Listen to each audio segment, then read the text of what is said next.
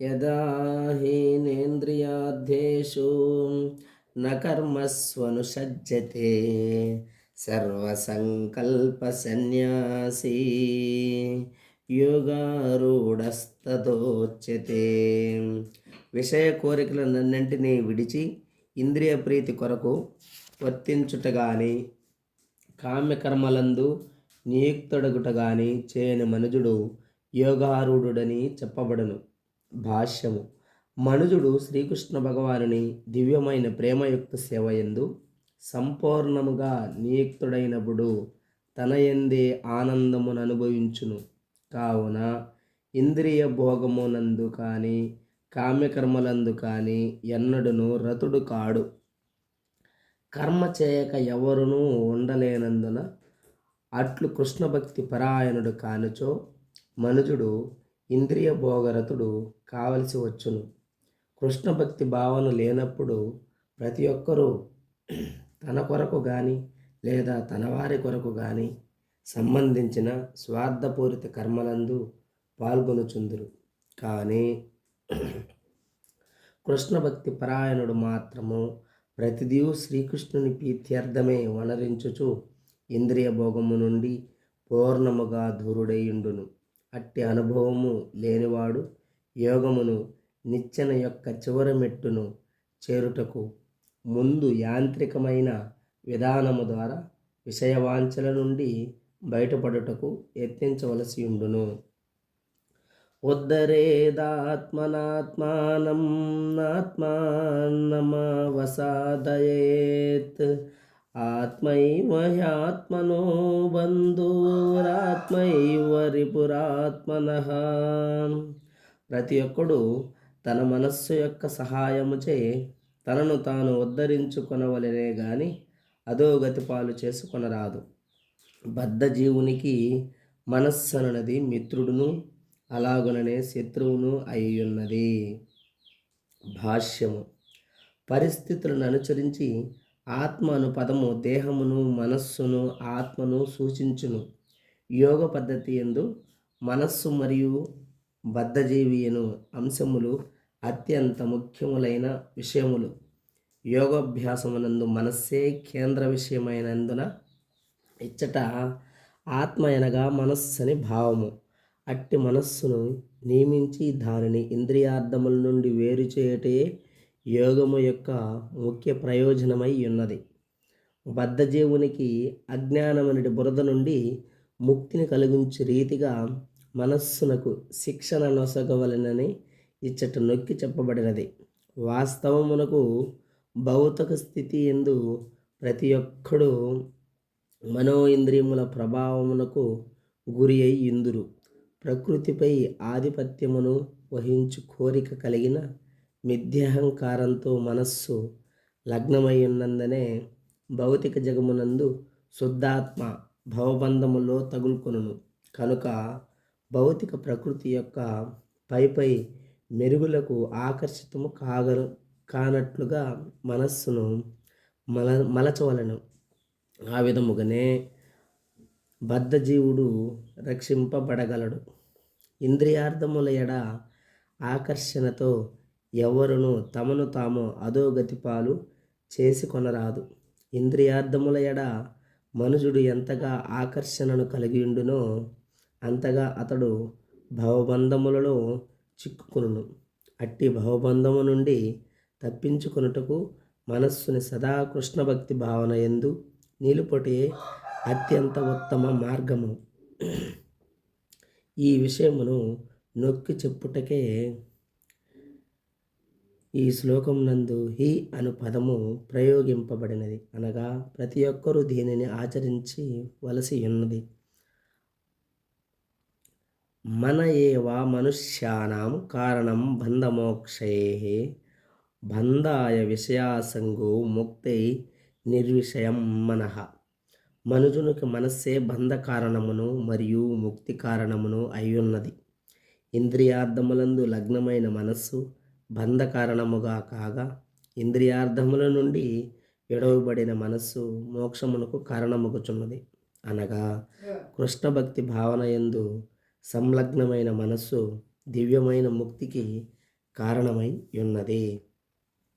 బంధురాత్మాత్మా నతస్య ఏనాత్మైవాత్మనా జితః అనాత్మానస్తు శత్రుత్వే వర్తేతాత్మైవ శత్రువా.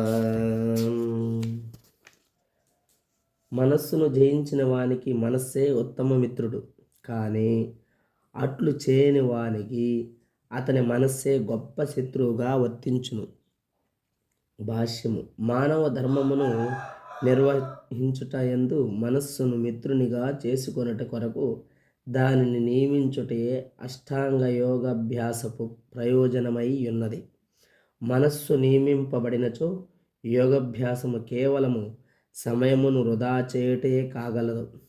మనస్సును అదుపు చేయనివాడు సదా గొప్ప శత్రువునితో కలిసి జీవనము సాగించువాడు కాగలడు.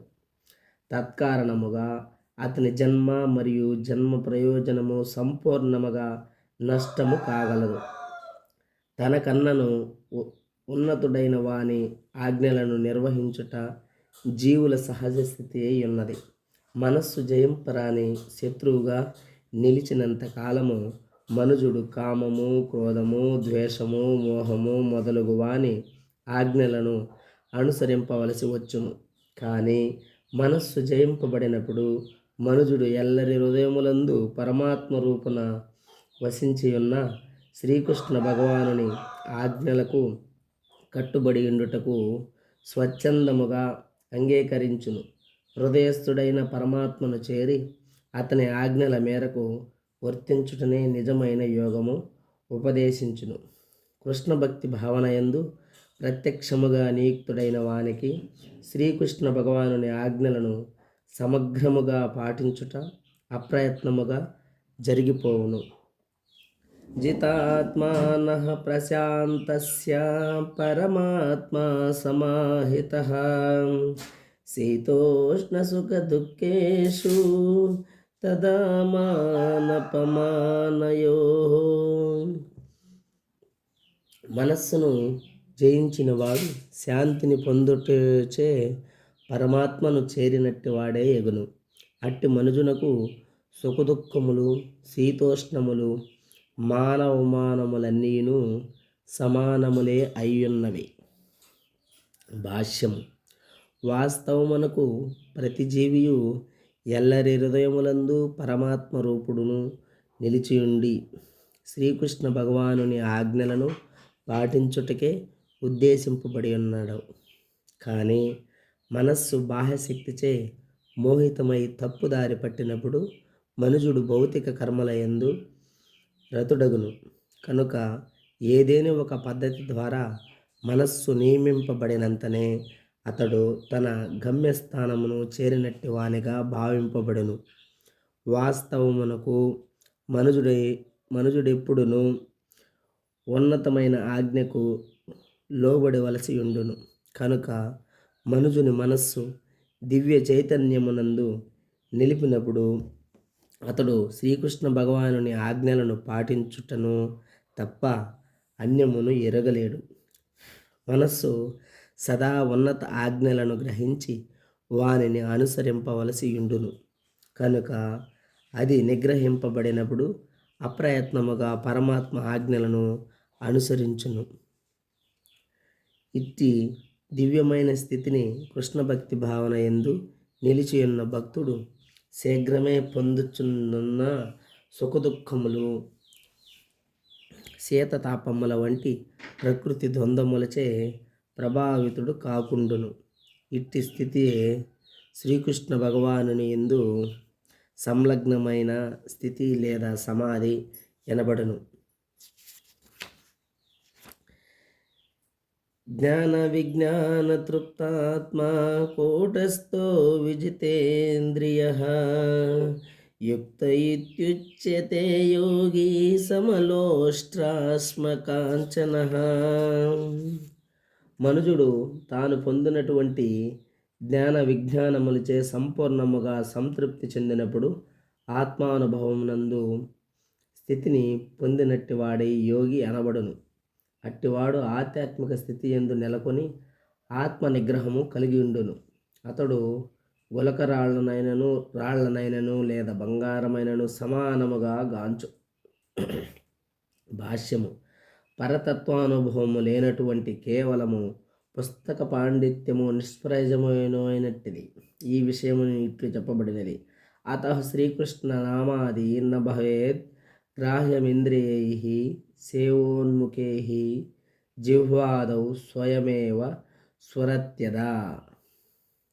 శ్రీకృష్ణుని నామము, రూపము, గుణము, లీలలు, దివ్య స్వభావమును భౌతికత్వముతో కూడిన ఇంద్రియములతో ఎవరును అవగాహన చేసుకొనలేరు. కేవలము దివ్యమైన భక్తియుత సేవ ద్వారా ఆధ్యాత్మికముగా పరిపూర్ణమైనప్పుడే మనుజునకు ఆ ఆదిదేవుని రూపము, నామము, గుణము, లీలలు వ్యక్తమగును. కృష్ణ భక్తి రసభావన శాస్త్రమే ఈ శ్రీమద్ భగవద్గీత. లౌకిక పాండిత్యము ద్వారా ఎవరును కృష్ణ భక్తి రసభావితులు కాలేరు. అందులకు శుద్ధాంతరంగునితో సాహచర్యము అత్యంత అవసరము. అట్టి భక్తుడు శుద్ధముగు భక్తి యోగముతే సంతృప్తుడై ఉండుటచే కృష్ణుని కరుణ వలన అనుభవ జ్ఞానమును కలిగి ఉండును. అటువంటి అనుభవ జ్ఞానము చేతనే ఎవరైనను పూర్ణము కాజాలరు మరియు తమ విశ్వాసమునందు స్థితుడై నిలవగలరు. కానీ అనుభవ జ్ఞానము లేక కేవలము పుస్తక జ్ఞానము కలవారు భాష్య వైరుధ్యములచే భ్రాంతులను కలత నొందిన వారును కాగలరు. శ్రీకృష్ణునికి సంపూర్ణ శరణాగతిని పొంది ఉన్నందున ఆత్మజ్ఞానము గలవాడు నిజముగా ఆత్మ నిగ్రహమును కలిగి ఉండగలడు. లౌకిక పాండిత్యముతో ఎట్టి సంబంధము లేనందున అతడు దివ్యస్థితిలో నెలకొని ఉండును. ప్రాపంచిక పాండిత్యము మరియు మనోకల్పములు ఇతరులకు బంగారము వంటివైనను అతనికి మాత్రము గులకరాళ్ళు లేదా రాళ్లతో సమానమై ఉండును.